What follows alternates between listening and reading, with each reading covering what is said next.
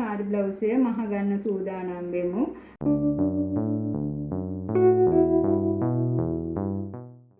පළමුව අපි ඉදිරිපස පළුව මසානිම කරගමු. අපි ඒ සඳහා පොප්ලින් එක අපි කපාගත් පොප්ලින් එක ඇඳගත් පැත්ත යට පැත්තට හිටිනසේ තබාගෙන ඊට උඩින් සාරි හැටේ නිමා කරගන්න රෙද්ද උඩින් තියලා අපි කරපටිය මහගමු. කරපටිය මහගන්න ආකාරය හොඳට අධ්‍යයනය කරන්න.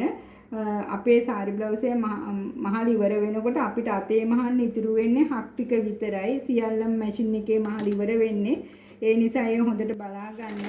ඒක ආස හිතේ විය කරගන්න ඒ බලන්න.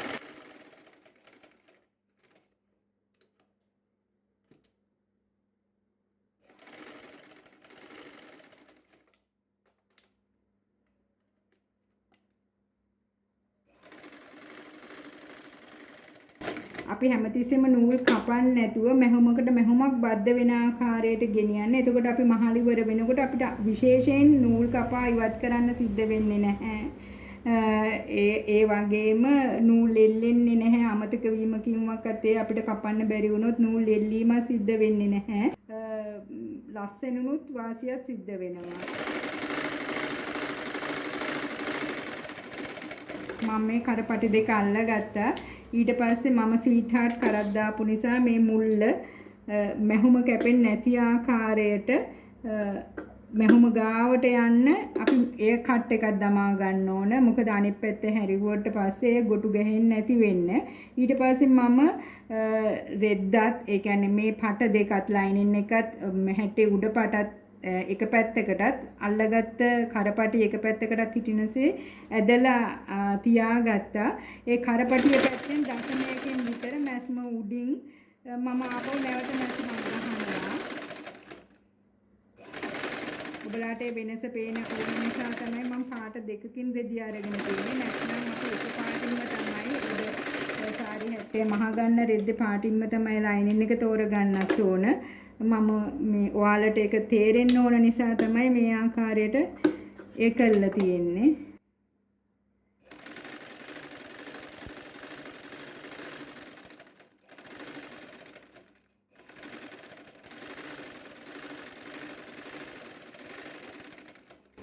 හැමතිස්සෙම මැස්ම තද මැස්මක් නැතුව දුරස් මැස්මකින් ඇඳුම් නිර්මාණය කරගන්න. එය බොහොම ලස්සනයි. ඊට පස්සේ මම මෙන්න මේ ආකාරයට තියාගෙන මම මේ පොප්ලින් එක මත පමණක් කරපටිය මහා ගන්නවා. මෙන්න මේ ආකාරයට ඒ හොඳට බලන්න.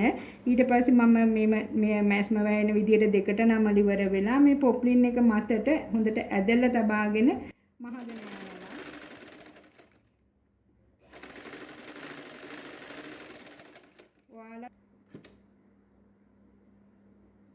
හොඳට ඇදලා තියාගන්න එක තමයි අපි කරන්න ඕන.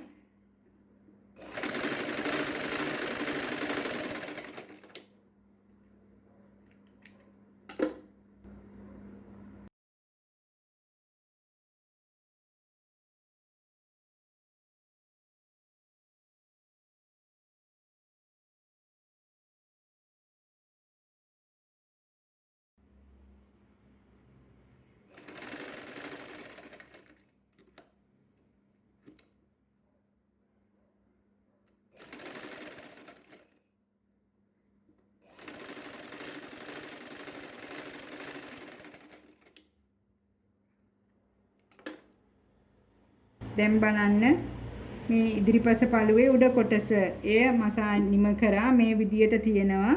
ඒ කිසි මහකින් උඩ රෙද්දට මැහුමක් පේන්නේ නැති විදියට එය තියෙනවා. ඊට පස්සේ අපි කට් එකේ පළුවත් ඒ ආකාරයටම මහ ගන්නවා.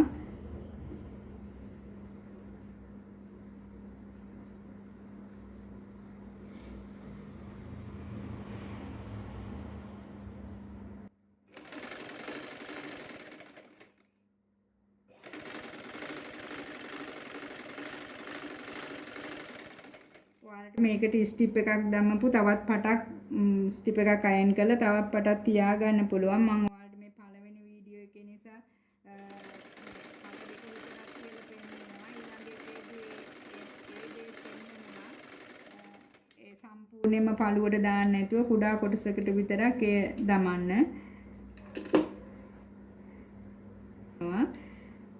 ඊට පස්සේ අපි මේ ඉදිරිපස කට් එකේ මේ කොටස මේ ආකාරයට මහනවා.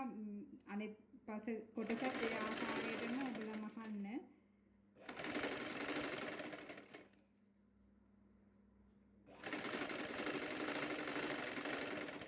මේ විදිහට තමයි ඒකත් එයත් මහල ඉවර වුණේ. ඉදිරිපස් පළුවේ කට් එක අපි අල්ල ගන්න ඕන. ඔයාලට මම මේ කට් එක ඊට පස්සේ අපි මේ අපි ලකුණක් යොදාගන්නේ අංශයේ පැත්තෙන්. අංශයේ පැත්තෙන් කියන්නේ මේ කට තියෙන පැත්ත. අනිත් පැත්තේ ඉදිරිපස පළුව. මේක පොයින්ට් එක. ජැකට් එකේ උඩ පළුවේ පොයින්ට් එක මෙතන. අපි එහාකට එකක් මෙහෙම මේ හරියට තියාගෙන පටවල් හතරම එකට එන විදියට තබාගෙන මැස්ම ගහගෙන යනවා. පොයින්ට් එක ගාවට පළමු මැස්ම ගහනවා.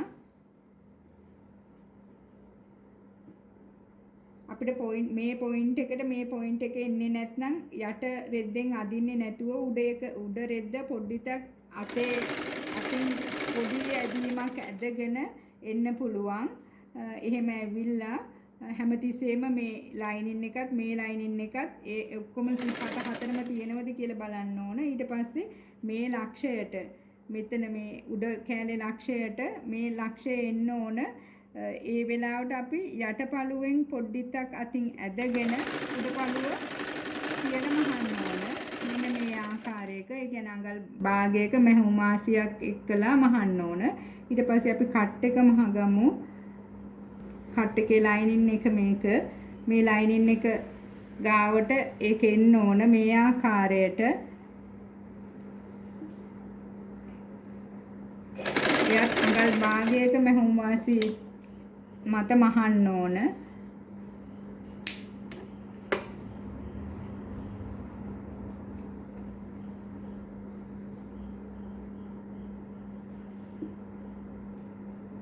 මේ බලන්න මේ කට් එකත් එක හා සමාන වෙනවා.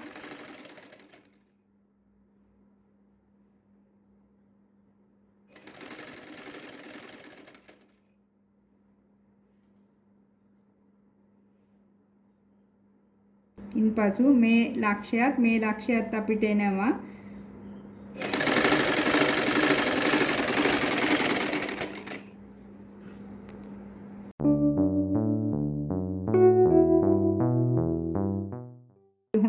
මේ රෙද්ද හොඳ පිට විදියට තියාගන්නවා. ඊට උඩින් ලයිනින් එක මේ මම ඉදිරිපසට කට් එකක් දැම්මා. ඒ කට් හැමතිස්සෙම මේ කට් එකම රෙද්දේ පට දෙකේම එක විදියට තියෙන්න ඕන.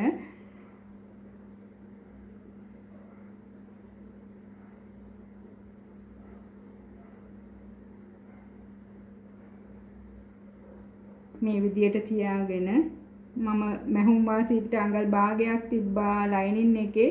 ඒ අඟල් භාග රේඛාව මත මැස්ම ගහගෙන යනවා.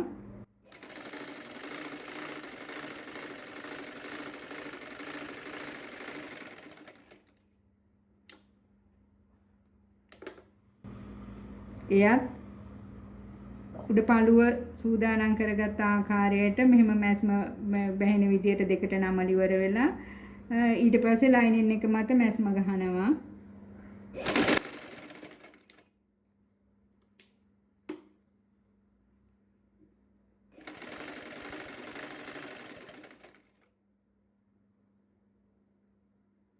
ඒ ආකාරයට අපි අත් දෙකම නිමා කරගන්නවා.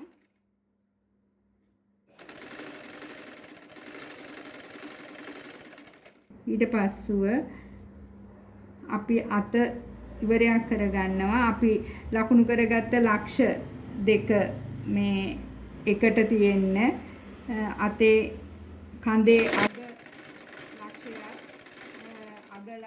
කඳේ අග ලක්ෂයත් අගේ අත අග ලක්ෂයත් යා කරලා අත මහලා ඉවරයක් කරගන්න. දැන් අත බලන්න අත සම්පූර්ණයි. අපි මේ අඟලක් විතර තියෙද්දි අපි වැඩි කොටස් කපා ඉවත් කරගන්නවා. එතකොට අත මේ ආකාරයෙන් මහල අවසන් කරලා තියෙන්නේ. හැමතිස්සෙම අපි දකුණු අතින් වැඩ කරන කෙනෙක් නම් අපේ අත දකුණු අත පැත්ත අඟල් භාගයක් විතර වම් අතට වඩා මහතයි.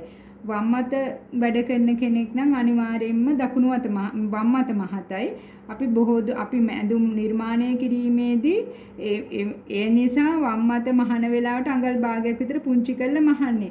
ඒත් අපි නොදැනුවත්කමින් වම් අතෙන් වැඩ කරන කෙනෙක්ගේ නොදැනුවත්කමින් දකුණු අතේ මෙෂර්මන්ට් අරගෙන මැහුවොත් මේ එයාගේ වම් අත මොකද එයාගේ අත අඟල් භාගයක් දකුණු අතට වැඩිය මහතයි. අපි ගන්නෙත් අඟල් භාගයක් තව පුංචි කරලා. එතකොට අඟලක විතර ප්‍රමාණයක් අත මේ මදි. එතකොට යාගේ අත දාගන්න බැරි වෙනවා. ඒක නිසා අපි මෙෂර්මන්ට් ගන්නකොට අනිවාර්යයෙන්ම එයා වැඩ කරන්නේ මොන අතින්ද කියන එක අහන්න ඕන.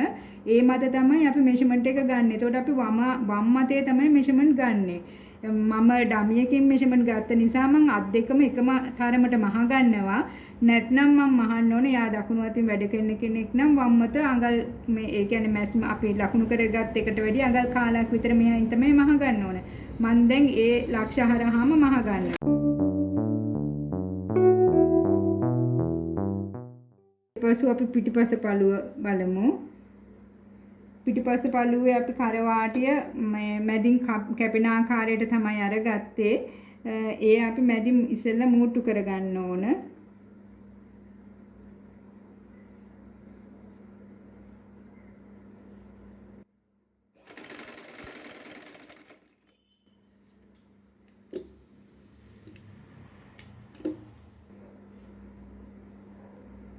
පිටිපස පළුවත් ඉදිරිපස පළුව නිර්මාණය කර ආකාරයට ලයිනින් එකේ තබා ඒ මත අපේ සාරි හැට්ට රෙද්දි කෑල්ල තබා අර විදියටම කර පටිය මසා ගන්න ඕන. ඔයාලට දැන් පේනවා ඇති මම ඉදිරිපස පළුවේ වගේම කරපටිය මේ මහා නිම කරගත්තා. ඊට පස්සේ මම අනිත් පැත්තට හරවලා මහන කරන්නේ. ඊට ඉස්සෙල්ලා මම කොටු කරක් දාපු නිසා මුළු කට් කරගන්න ඕන නූල කැපෙන්නේ නැති විදියට. නූල කැපුණොත් ආපහු අනිවාර්යෙන් මේ ඩබල් මැහුමකින් මේක යන්න වෙනවා. ඒක නිසා මොකද නැත්නම් ඒ අපේ එතනින් ඉරිලා එළියට එනවා මැහුම්. ඒක නිසා කොයියම්ම වෙලාවකවත් මුළු කැපෙන්න දෙන්න එපා. එය ආපහු අපි හොඳට මේ ඇදලා බලන්න මේ කරපටියයි හැට රෙද්දයි ඒ ඇදලා මුළු බලන්න එහෙම කැපුණේ නෑ නේද කියලා. ඊට පස්සේ අපි ඉස්සෙල්ලා වගේම දශමයක් විතර මෙහායි මේ රෙදි පට දෙක එක පැත්තකටත් කරපට එක පැත්තකටත් හිටිනසේ ඇදලා මැහුම් ගහ ගන්නවා.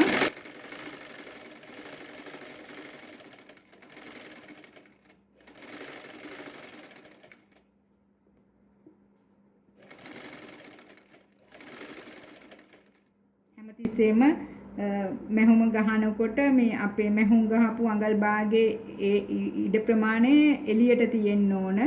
එළියට තියලා ඒ මත තමයි කරපටිය තියෙන්නේ.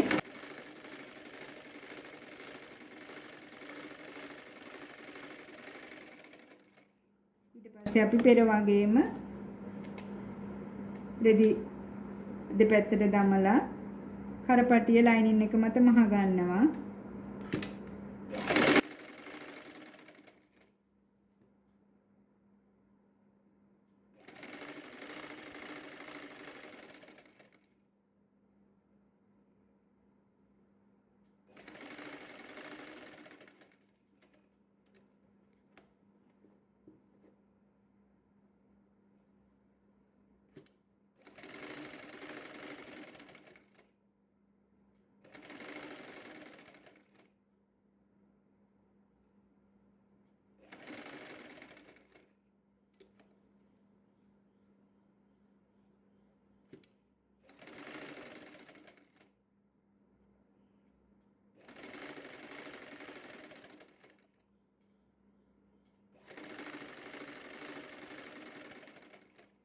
පස්සේ පිටිපස්ස පළුව අපි අවසන් කරගමු.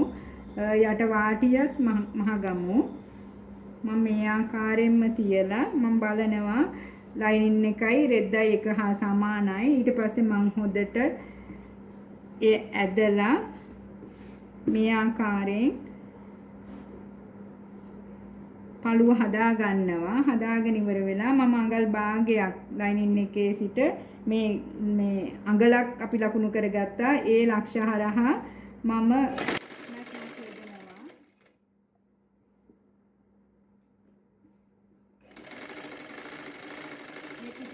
මැස්ම ගහන හැටි හොඳට බලා ගන්න. මොකද ඒ චුට්ටිතක් අපහසුයි. ඒ වුණාට එහෙමම බලාගත්තට පස්සේ කරන්න අපහසුයක් නැහැ. ඒ හොඳට බලා ගන්න. ඊට පස්සුව මම අර අනිත් පැතිවල මෙහුවා ආකාරයටම තමයි ඒ මහන්නේ. ඒ වුණාට මේ පළු දෙක අතරින් මැෂින් එක යන නිසා අපි චුට්ටිත්තක් අපහසුවෙන් තමයි ඒ කරන්නේ. ඒ වුණාට අපි ඒක මහන්න අපිට අතේ හුරුවා ගත්තට පස්සේ ඒක කරගන්න පුළුවන් මේ ආකාරයෙන් බලාගන්නේ.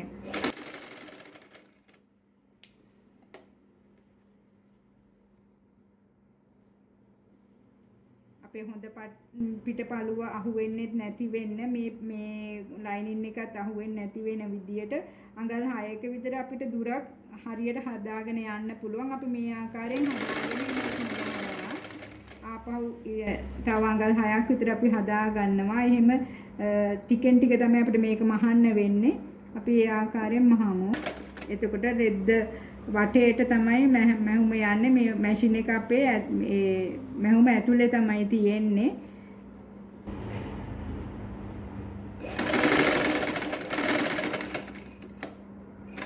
එතෙන්දී අපිට නූල කපන්න වෙනවා. බලන්න. එතකොට කිසිම මැහුමක් එළියට පේන්නේ නැති වෙන්න අපි පිටිපස්ස පළුව හදලා ඉවර කරගත්තා. මේ ආකාරයට අපි දැන් මම පිටිපස්ස පළුව මසානිම කරගත්තා. ඔයාලට මම ඒක කියලා දුන්නා හොඳටම පැහැදිලිවම. මම ඉදිරිපස්ස පළු දෙකත් මසානිම කරගත්තා. එයත් ඔයාලට කියලා දුන්නා. අත් දෙකත් මම මහා ගත්තා. දැන් ඔයාලට මම දැන් කරන්නේ නැහැ. මේව ඕලොක් කරගන්න පුළුවන්. මේ වැඩි කොටස් කපලා දාලා ඉවර වෙලා ඕලොක් කරලා ඉවර වෙලා මේ සාර්ජකට් එක ෆිට කරගන්න එක කරන්න පුළුවන්. මම දැන් මේ ආකාරයෙන් කරන්නේ. ඊට පස්සේ මම මේ සාර්ජකට් එක ෆිට කරගන්න එක තමයි කරන්නේ. මම මේ පිටිපස්ස පළුව ඉදිරිපස්ස පළුව ඔක්කොම එකට උරහිස් වලින් යා කරගන්නවා.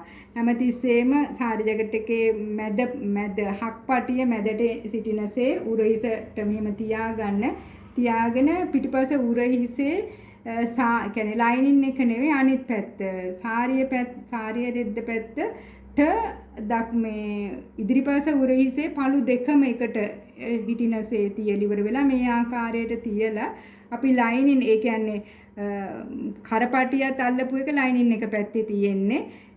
ඒකෙන් අපි මේ ඉදිරිපස්ස කර උරහිස වහ ගන්නවා මේ ආකාරයට. එතකොට ඉදිරිපස්ස පළුව තියෙන්නේ මේ පට දෙක ඇතුලේ උරහිසේ. මම අඟල් භාගයක් 3 කාලක වගේ හිටින්න උරහිස මහ ගන්නවා මේ ආකාරයට. ඒ ආකාරයට මම අනිත් පළුවත් මහ ගන්නවා. නැවත බලා ගන්න මම මේ රෙදිපඩ දෙක පිටිපස්ස පටේ රෙදිපඩ දෙපටම මේ තියාගත්ත මේ වගේ ඈත් කරගත්තා. ඒ මතට මගේ ඉදිරිපස්ස පළුව මන් තියාගත්තා. ඒ කියන්නේ මේ හොඳ පට දෙක එකට හිටිනසේ තියාගත්තා. තියාගෙන ඉවර වෙලා මම පිටිපස්ස ලයිනින් එකෙන් මෙහෙම වහගත්තා. වහගෙන ඉවර වෙලා මම අර විදියටම උරහිස යා කරනවා.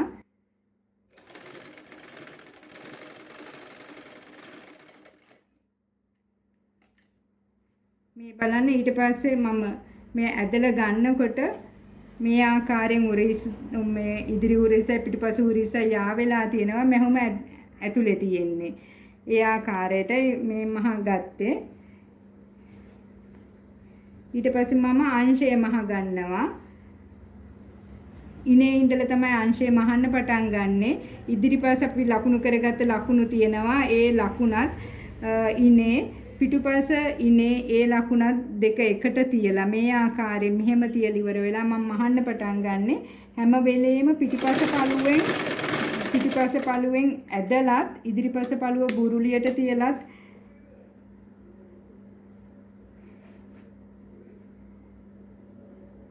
මේ ආකාරයෙන් තියාගත්තා. ඊට පස්සේ ඉදිරිපස්ස පළුව ඒ මොකද කෑලි 3කින් මේ අපේ මැහිලා තියෙන. ඒක නිසා ඒ හොඳට ඇදලා තියාගන්නවා. ඇදලා තියාගෙන පිටුපස පළුව මේම අත බුරුලියට තියාගෙන මේ ලක්ෂ මේ පැත්තේ මේ ලක්ෂයත් එකට එන ආකාරයෙන් මෙහෙම තියාගෙන යටින් තියෙන ඉදිරිපස පළුව ඒ හොඳට ඇදලා තියාගෙන අපි මහගෙන යනවා. මේ ආකාරයට අපි ඉදිරිපස පළුව බලලා මේ ආකාරයට මහගෙන යනවා.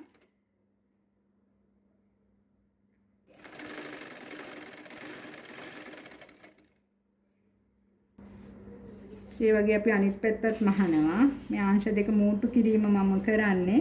මේ ආකාරයෙන් මම බලාගෙන මෙහෙම තියාගෙන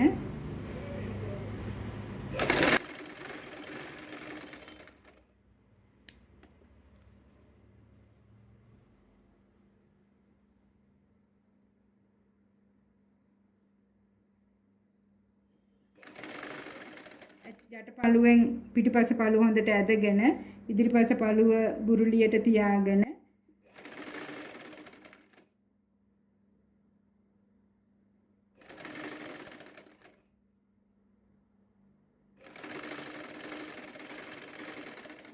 මහගෙන ගියා. දැන් අපි අත් දෙක විතරයි මහන්න තියෙන්නේ. හක් පටියයි හැමතිස්සෙම මේ තියෙන අපේ දකුණු මේ ඉදිරිපස පළුවේ දකුණු පස පැත්ත. ඒ පැත්තට තමයි අපි හැමතිස්සෙම හක් අල්ලන්නේ. ඒ පැත්ත අපි අර අඟල් එකමාරේ රේඛාවක් ලකුණු කරගත්තනේ. ඒ අඟල් එකමාර මතින් නැමෙන්න ඕන. දැන් මේ අඟල් එකමාරක් අපි ලකුණු කරගත්ත එක මේ මෙතන තියෙන්නේ. අපි ඒ මතින් මෙහෙම නමලා මෙතන මේ වැඩ ටිකත් ඇතුළට නමාගෙන අඟල් එකමාර නමාගෙන ඉවර වෙලා අපි මැහුමක් ගහනවා. ඒ පැත්තට තමයි හක් ඇල්ලෙන්නේ. හැමතිස්සෙම දකුණු අත පැත්තෙන් තමයි හක් තියෙන්නේ. අපි ලූප් දාන්නේ වම් අත පැත්තට. අපි මහනවා. අපේ මේ උඩම කරට ඉදිරිපස කරට එන ස්ථානයේදී අඟල් භාගයක් වැඩිපුර නැමෙන්න ඕන. අර අඟල් එකමාරේ නැම්මෙන් තව අඟල් භාගයක් නැමිලා අඟල් දෙකක නැම්මකින් තමයි මේ උඩ අවසන් වෙන්නේ. මොකද නැත්නම් අපේ ඉදිරිපස කර ලස්සනට කඩ වෙලා හිටින්නේ නැහැ. එයින් කට ඇරිලා වගේ හිටිනවා. ඒ නැති කර ගැනීමට තමයි තවත් අර අඟල් එකමාරට තවත් අඟල් භාගයක් වැඩිපුර නමලා මහන්නේ. ඊට පස්සේ අපි මේ හක්පටිය මහන්නේ මේ වම්මත පැත්තට. එය අපි අර අඟල් දෙකක පටියක් කපාගත්තනේ. ඒ පටියෙන් තමයි හක්පටිය මහන්නේ. මෙහෙම දෙකට නමල ඉවර වෙලා මේ පටට යට පැත්තෙන් තියාගන්නේ. මෙහෙම යට පැත්තෙන් තබාගෙන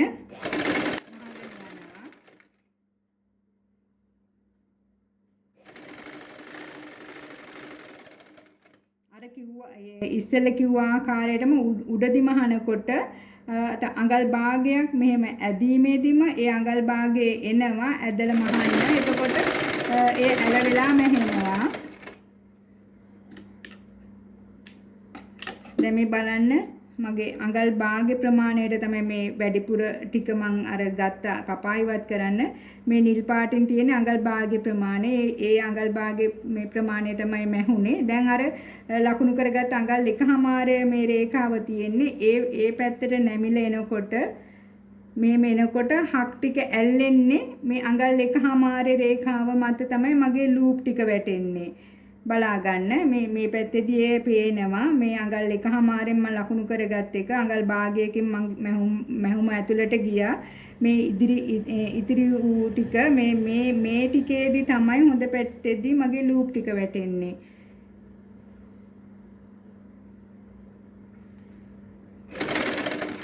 මේ ලූප් මහන ආකාරය බලා ගන්න. අතේ මහනවට වැඩිය රෙද්දේ මැෂින් එකෙන් මහනකොට ශක්තිය වැඩි. එදිනෙදා හැමදාම අපිට මේ සාරි බ්ලවුස් එක ඇඳෙනම ඔපීස් අඳිනකොට ඒක නිසා ශක්තියට තිබුණ මේ වටිනවා. මේ වගේ ත්‍රිකෝණ ආකාරයට ලූප් මහ ගන්න.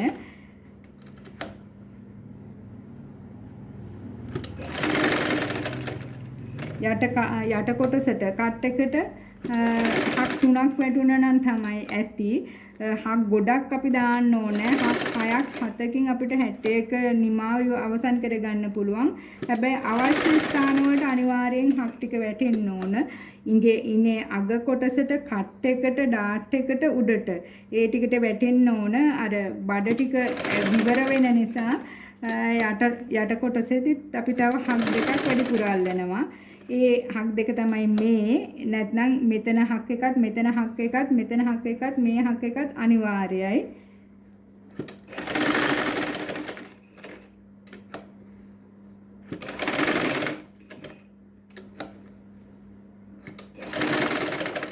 හක් ගොඩක් දැම්මට වැඩක් නැහැ. මේ ස්ථානවලදී හක් අපේ පාවිච්චි වෙන්නේ නැත්තම්.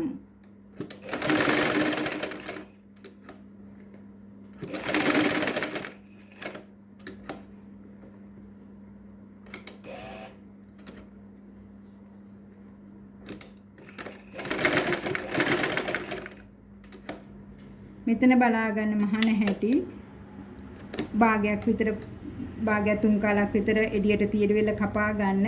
ඒක මේ ඇඟේ මේ කරේ හැඩයට නමා ගන්න ඇතුල් පැත්තට මේ ආකාරයට.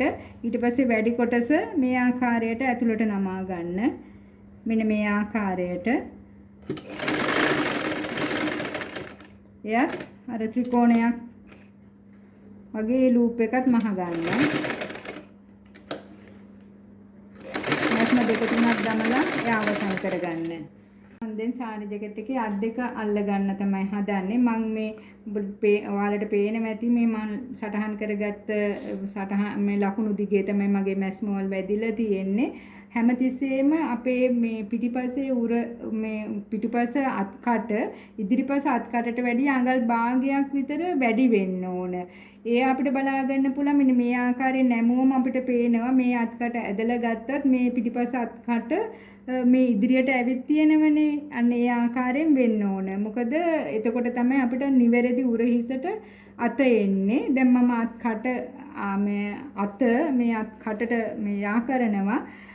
මේ ඉදිරිපස පළුව මගේ මේ කට් එක දමපු පැත්ත ලයිනින් එකේ ඉදිරිපස පළුව පැත්තට තියෙන්න ඕන මේ ආකාරයෙන්. අත ඇල්ලීමේදී හැමතිස්සෙම මේ මැහුන් ටික මෙහෙම අපි පිටිපස්සට හරවලා මෙතන ඉඳලා මේ කියන්නේ ඒ අතේ පැත්තට අහුවෙන්නේ නැති වෙන විදියට තමයි අත්කට අල්ලන්නේ. අතෙත් මේ මැහුන් ටික අපි මේ අනිත් විරුද්ධ පැත්තට තියලා මෙතන ඉඳලා අල්ලගෙන යනවා. බලා ගන්න හැමතිස්සෙම අත පැත්තේ කියන්නේ අතේ රෙද්ද බුරුලියට යන්න ඕන. සාරි ජැකට් එකේ කට ඒ කියන්නේ මේ අතට හිටලා තියෙන පැත්ත අපේ ඇදිලා තියෙන්න ඕන.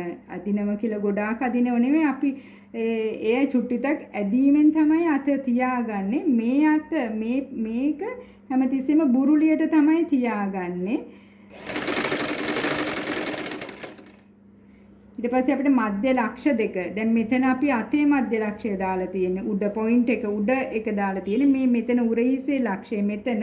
එතෙන්ට එන වෙලාවට මේ කර්ව් එකේ ඉඳලා මේ අතේ උඩ කර්ව් එකේ ඉඳලා අපි අත ගෙනියන්නේ. එතෙන්ට එනකන් අපි අර සාමාන්‍ය විදියට බුරුලියට තියාගෙන ආවට එතන ඉඳලා අපි අත ගෙනියන්නේ පොඩි කියන්නේ රැලි ගැහෙන විදියට නෙවෙයි. ඒ වුණාට පොඩි නිකන් මේ බුරුලි ආකාරයට තමයි අපි මැස්ම ගෙනියන්නේ. එතකොට තමයි අත ලස්සන වෙන්නේ. අත ඔළුවම සාරි ජැකට් එකේ බොහෝ වෙලාවට ලස්සන පේන්නේ අත් දෙක මත.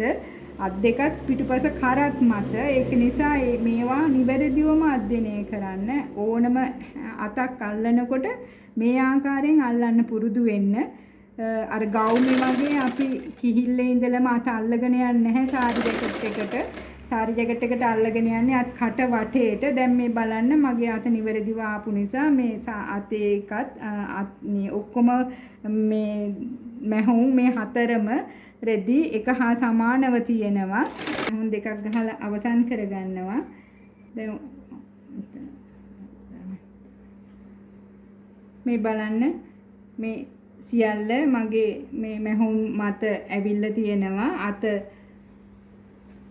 හොඳ පිට ගැහුවට පස්සේ ඔයාලට පේනවා ඇති. අතේ මේ පැත්තේදී අපි අත මෙහෙම කරාම පොඩි අර ඉස්සලා වගේ තියෙනකොට එතකොට තමයි අපිට ලස්සනට මේ පේන්නේ. අපි ඊට පස්සේ හක් ටික අල්ල ගන්න ආකාරය බලමු. දැන් මම සාරි දෙකට මසානිම කරලා තියෙන්නේ. දැන් ඔයාලට තේරෙනවා ඇති මගේ මේ ලූප් එක තියෙන්නේ මෙතන. මම හක් එක අල්ලන්න ඕනේ මෙතනින්. එතන සිට මේ ඉන දක්වා නිවැරදිව හරියටම මේ ලක්ෂ ඔක්කොම යාවිලා එක මූසකට එහෙම ඇවිල්ලා තියෙනවා. දැන් මම හක් අල්ලන්න ලේස්ති වෙන්නේ. මම නූලට 4 පටක් දමලා නූල ලේස්ති කරගෙන තියෙන්නේ. මම කඩන්නේ නැහැ. එකෙන් එකට හක් එක ඇල්ලීමේදී මම කඩන්නේ නැහැ එකක්. අනිත් එක මම මේ රෙද්දේ උඩ පැත්තට පේන්න අල්ලන්නෙත් නැහැ. මෙතන පට 3ක් අහු වෙනවනේ. ඒ පට 3ට විතරක් අහු වෙන ප්‍රමාණය ශවිමත් 4 පටකින් මම මහන්නේ. එතකොට මේකේ පැවැත්මක් තියෙනවා. බලන්න මම නූල කඩන්න නැතුව ගන්න ආකාරයත් බලා ගන්න.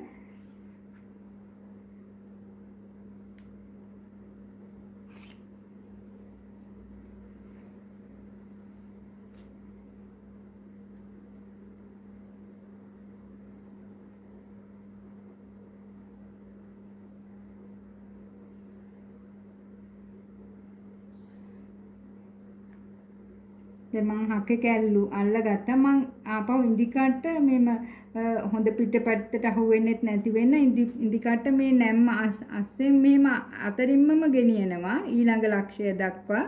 ඊළඟට එන්නේ මට කට් එක ගාව මං එතෙන්ට ගෙනිච්චා. ගෙනිහිල් ඉවර වෙලා මම මෙතන හක් එක දාලා හරියට නිවැරදිවම හක් එක අල්ලන්න ඕනේ ස්ථානය මම බලා ගන්න මේ පැත්තේ ලූප් එකෙන් මේ මෙතෙන්දී මේ මැස්මට පොඩ්ඩක් පහලින් තියෙන ලූප් එක මම මෙතනින් අල්ලනවා.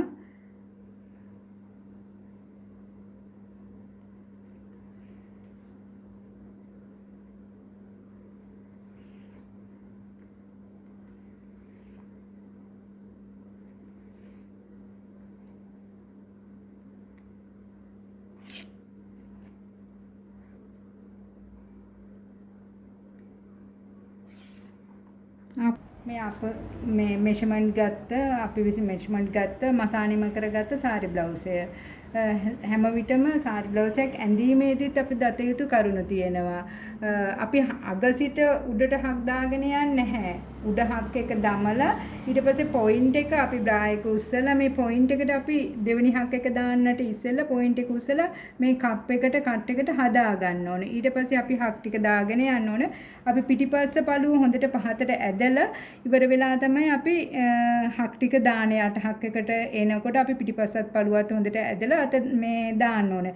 අපි සාරි ජැකට් එකේ අත දානකොට අත දිග ඇරලා අත දාන පුරුද්දක් නැහැ. අපි කෝට් එකේ අත අඳින ආකාරයට පිටුපසට අත ගෙනහිල්ලා ඉන ගාවට පිටුපස ඉනට අත ගෙනහිල්ලා තමයි අපි අත දාගෙන එක අතක් දාලා ඒ අත උරහිසට ඇදලා හරි ගස්සගෙන තමයි ඊළඟ අත දාන්නේ. ඊළඟ අත දාන්නෙත් අත දිගට දිග ඇරලා නෙවෙයි අත පිටුපස ඉන ගාවට ගෙනහිල්ලා එතෙන්දී අත දාලා කෝට් එක අඳින ආකාරයට පිටිපස්සෙන් තමයි ඊට පස්සේ ගෙනල්ලා උරහිස් දෙක හොඳට හදාගෙන ඉවර වෙලා තමයි සාරි ජැකට් එක අපි හදාගන්නේ. මේ බලන්න මෙයාගේ ඔක්කොම පොයින්ට් වලට ඔක්කොම හරි නිවැරදි ආකාරයටම සාරි ජැකට් එක ඇවිල්ලා තියෙනවා. බ්‍රා මේ සයිඩ් බ්ලවුස් එක තමයි අපි මැහුවේ. ඇවිත් තියෙනවා. අපි පිටිපස්සත් බලමු. පිටිපස්ස අපි කොටු කාරක් හැපුවේ. එයාගේ උසට සරිලන ආකාරයෙන් මේ ආකාරයට සාරි බ්ලවුස් ආව. මම ඊළඟ සාරි බ්ලවුස් හයි නෙක් එකක් බෝට් නෙක් එකක් කරන්න තමයි බලාපොරොත්තු වෙන්නේ. මේ විදිහට සාරි ජැකට් එකක් මෙෂර්මන්ට් අරගෙන මහලා පිටෝන් කර බලන්න. ස්තුතියි.